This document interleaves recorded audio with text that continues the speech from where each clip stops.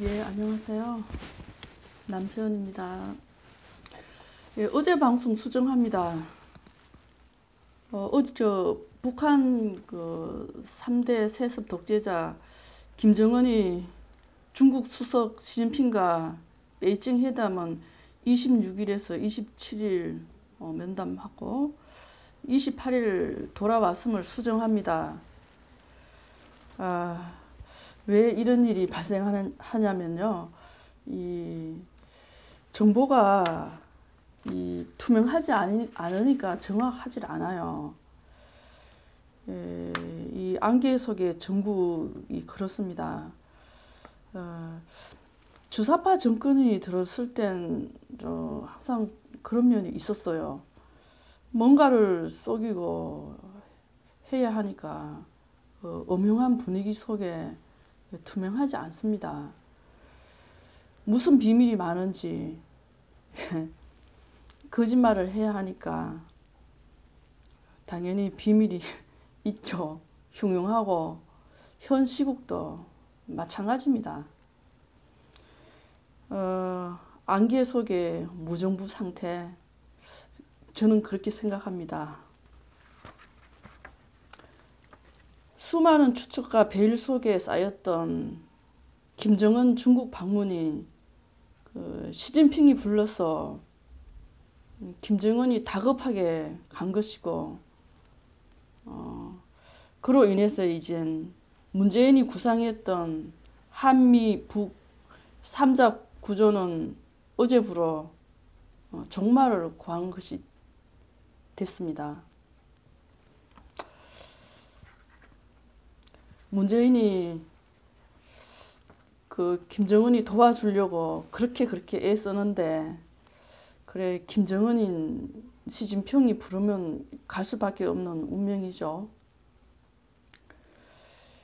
김정은이 위장평화소에 협찬한 문재인이 대행 협찬업체예요. 문재인이가 김정은이 위장평화쇼 대행업체. 그래, 문재인이에게 닭 쫓던 개꼴이 나고 말았습니다.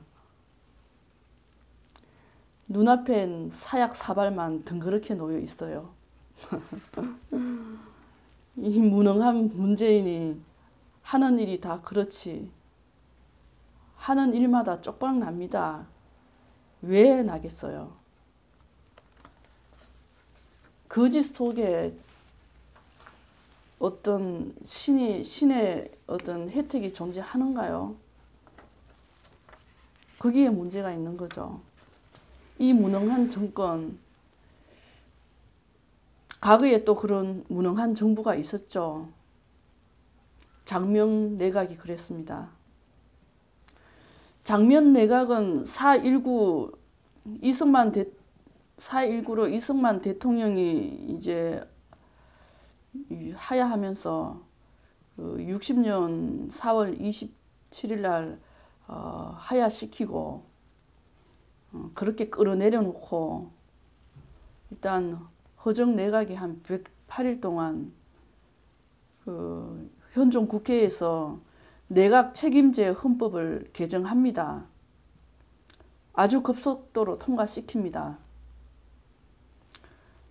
이 내각제는 대통령을 국회에서 임명하고 어떤 상징적인 자리로 이제 만들어 놓고 국회는 이제 참의원과 민의원 이 양면제로 이제 구성하고 국회의 이제 권력 구조의 중심이 되는 거죠.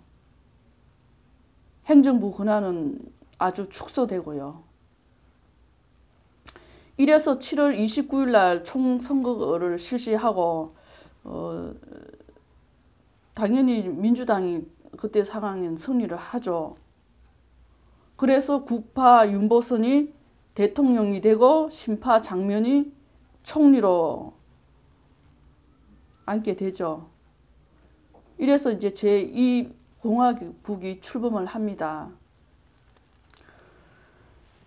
그렇게 출범을 하나 이들 대립은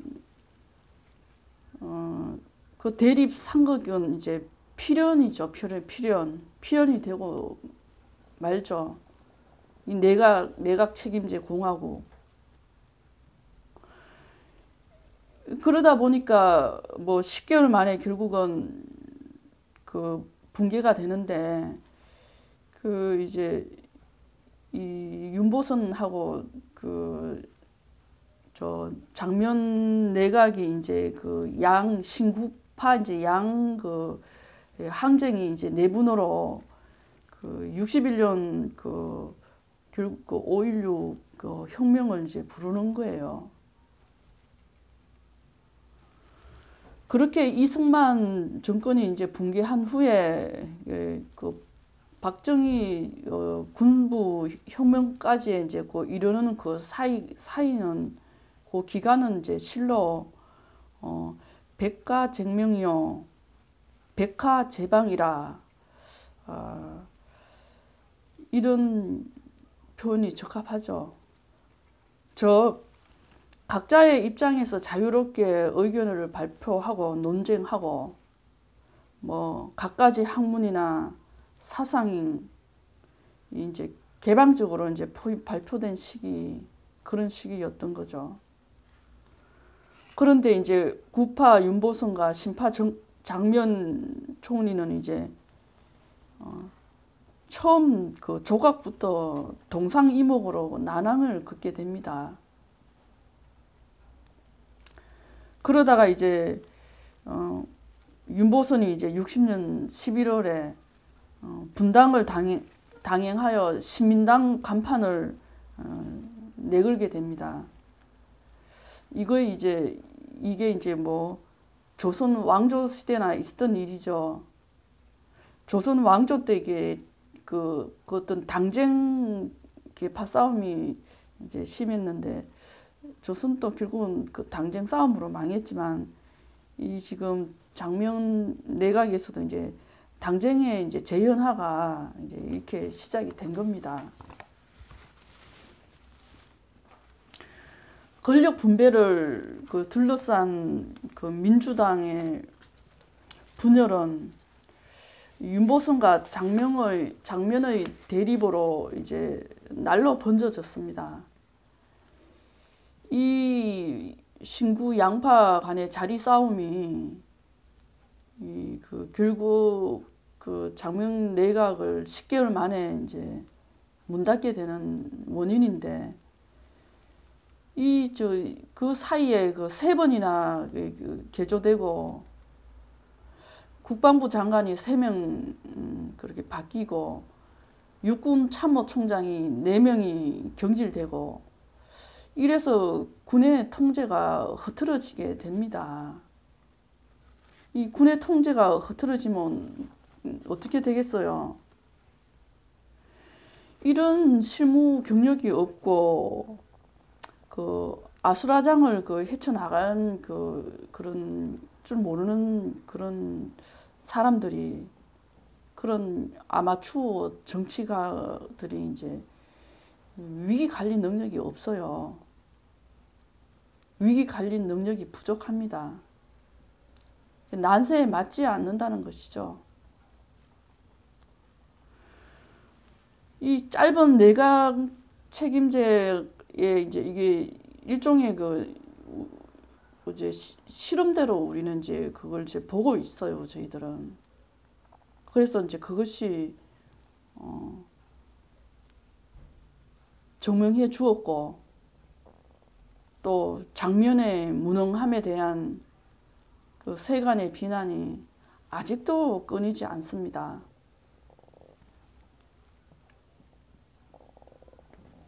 장면 하니까 참 떠오르는 게 있네요. DJ 김대중이를 그 장면이 발탁했고 정계에 입문시킨 사람이 장면입니다. 예. 예. 그래서 1961년 5월 16일 날 이제 박정희 소장이 지휘하는 부대가 이제 서울을 점거하자 당시 반도 호텔 809호에 묵고 있던 장면이 이제 자동차로 이제 호텔을 빠져나와서 그쪽 해화동 그 칼멜 수도원으로 몸을 숨깁니다. 그 수도원에서 그 꽁꽁 숨어 있다가 5월 18일 날 그까지 이제 외부와 일체 접촉을 끊고 이제 라디오를 통해 가지고 이제 상황을 파악하고 이제 18일 날 정부 청사에 이제 모습을 나타내는데 이제 내가 총리직 사직 발표하는 겁니다. 네, 물론 윤보선은 대통령 관저에서 자리를 지키고 있었습니다만 이렇게 이제 국군 통수권자가 그 위기가 닥치면 그 현장에서 그 자리를 지키고 그 지휘를 하고 그런 난관을 극복해 가야 하는데 이거 뭐 그 수녀원에 들어가서 이제 무슨 물론 또 수녀님을 여자로 표현하기는 좀 그렇습니다만 그 여자 치마폭 밑에 꽁꽁 숨어 가지고 이런 사람이 어떻게 정치를 한다는 거예요. 이 장면 내강은 그래 무능한 정치가로 이제 오명을 받게 되는 거죠. 그러한 오명을 남기고 그것도 그래서 이제 한국인 사이에는 내각 책임제에 대한 거부 반응이 이제 전통이 생겨났고 이 망상가들의 정부는 이렇게 문을 닫았습니다.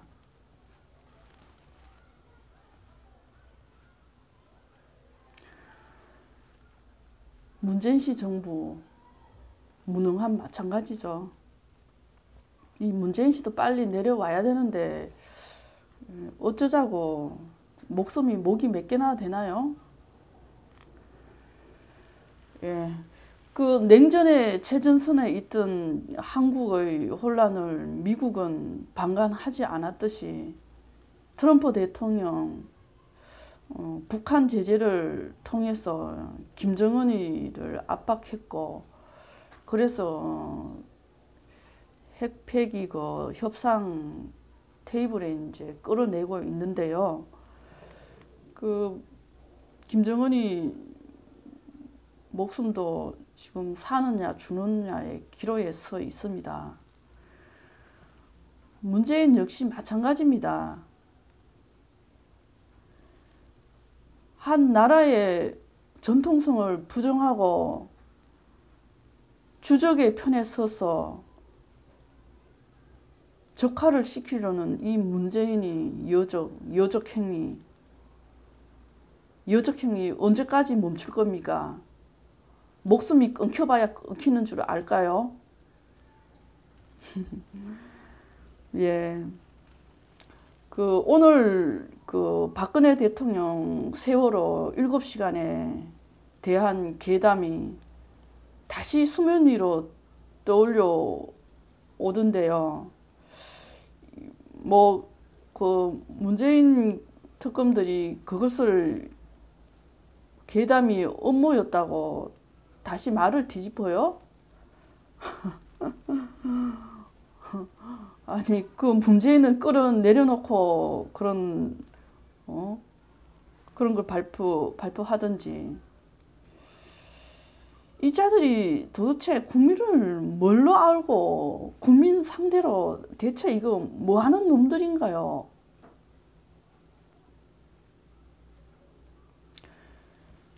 음모라고. 그래, 음모 맞지. 그런데 얼마나 더 더러운 누명을 씌워서 추한 인간으로 만들 거냐고요. 박근혜 대통령을. 이 잔인한 족속들이 참 붕괴하지 않을 수가 없어요.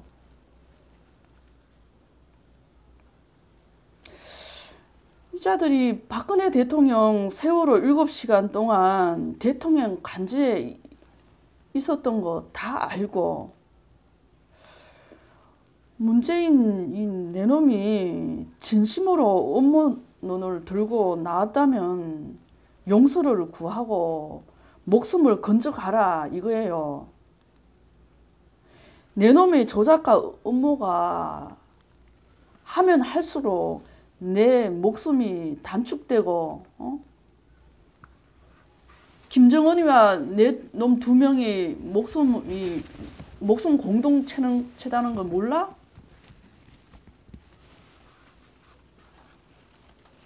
애국자들이 자비를 그렇게 베풀고 스스로 기회를 주면 그것도 깨닫는 것 또한 지혜 일터. 당장 너가 죽느냐 사느냐가 문제인데 문제인데 다 너 선택이라는 거야. 죽느냐 사느냐 섹스피어의 뭐 4대 비극 햄릿의 이야기가 아니라 너 이야기라는 거야. 너 자신 이야기. 참 천벌을 받고도 남을 놈 같으니라. 이 문재인의 말로 예측되지 않으세요? 무능한 장면의 말로가 그렇듯이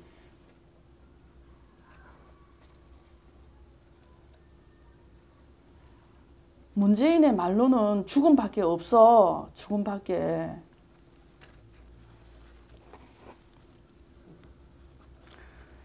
참 이렇게 나라가 위기에 처해 있을 때는 참 박정희 대통령이 그립습니다.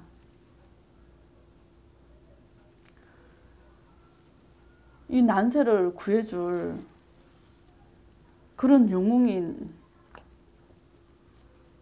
그리운 때입니다. 뭐 한 가지 기억나는 말이 있는데요. 이 시국을 그렇습니다. 양을 이끄는 이리떼보다 이리가 끄는 양떼가 더 강합니다. 그런 영웅, 그런 지도자, 박근혜 대통령 복권만이 이 난국을 헤쳐나갈 수 있을 것 같습니다. 예, 여러분 마치겠습니다.